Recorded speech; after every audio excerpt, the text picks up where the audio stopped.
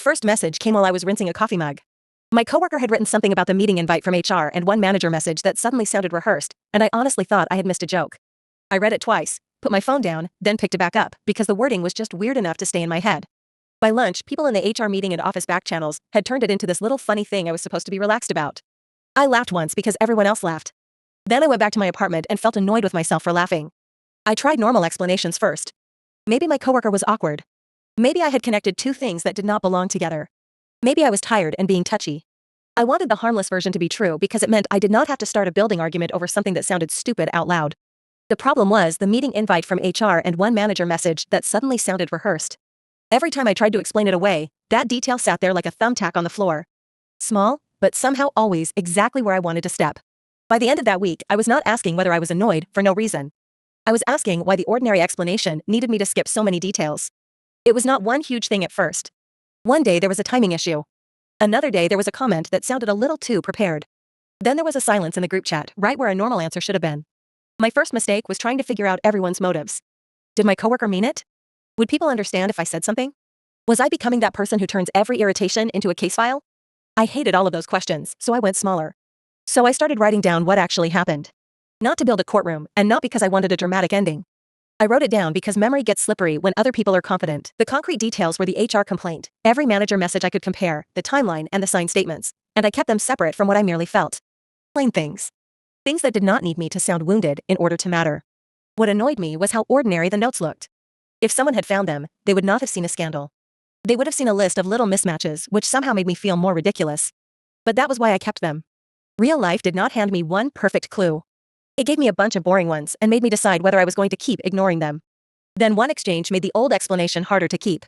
It was not loud. It was not even interesting, honestly. But it gave me a next step: name the time, name the place, and stop arguing about whether I sounded upset. The next time it came up, I did not try to sound relaxed. I was tired of performing normal over something that was not normal. I asked one direct question. The wording changed depending on the conversation, but the point was simple. Explain this without making me ignore what happened before it. People did not like that question. It gave them less room to pat my shoulder and move on. My coworker did not explode. That would have been easier. Instead, they acted disappointed. Disappointment is powerful because it invites you to apologize for asking. I almost did. I could feel the old reflex rising in me, the one that wanted to restore the mood, even if restoring it meant betraying my own memory. The pressure became an HR complaint, turning manager gossip into official language before anyone checked the facts. That was the part that wore me down, more than any single incident. The situation kept asking me to choose between being easy to be around and saying what had happened. That is when the accusation became specific enough to be answered. The problem stopped being an awkward situation and became a test of what everyone in the HR meeting and office back channels was willing to keep pretending not to know. The actual moment was awkward and badly lit. Someone had brought grocery bags and left them by their chair. A phone kept buzzing on the table. I remember those things better than whatever brave line I thought I might say. I started with the part nobody could argue with. No speech. No dramatic printout. Just the detail, the time, and the message that made the simplest version harder to keep. For a few seconds, nothing happened. That was the worst part.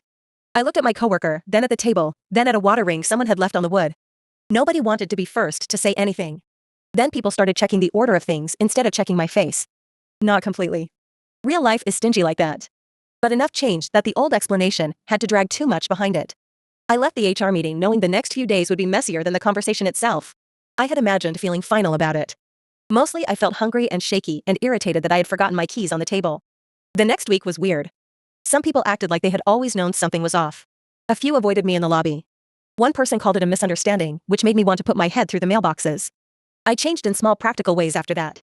I ask better questions now. I keep track of repeated weirdness without apologizing for noticing it. I do not mistake a calm voice for an honest one anymore. I did feel relieved. I also felt embarrassed, tired, and weirdly disappointed.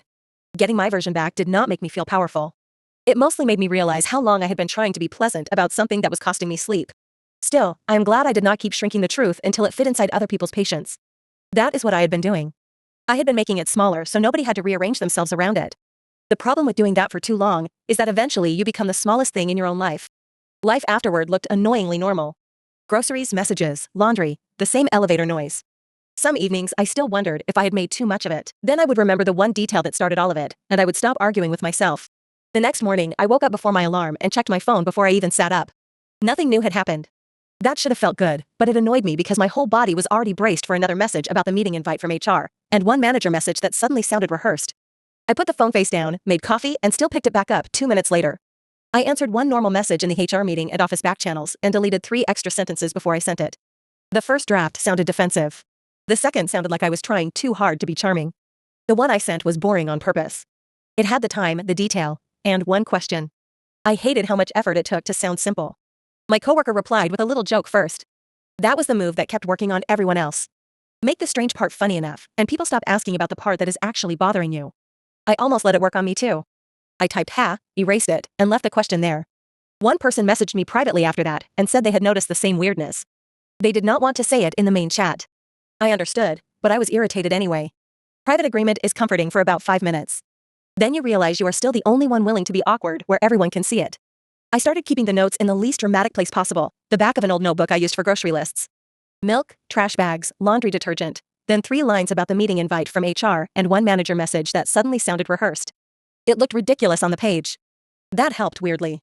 Ridiculous things can still be real. There was one afternoon when I almost apologized just to make the day easier. I had the message open. I even wrote, maybe I misunderstood. Then I looked at the earlier messages again and felt my face get hot because I had not misunderstood. I was just tired. After that, I stopped explaining the whole situation to new people. I learned to give them one scene at a time. Here's what was said. Here's what happened next. Here's the part one cannot explain away. People reacted better to that because they did not have to decide whether I was right about everything. They only had to look at one thing. In the HR meeting, I could tell who had already chosen the easiest side. They did not say much. They looked at their phones. They made the same small face people make when they want a conversation to end without having to take a position. I used to read that face as a warning to stop.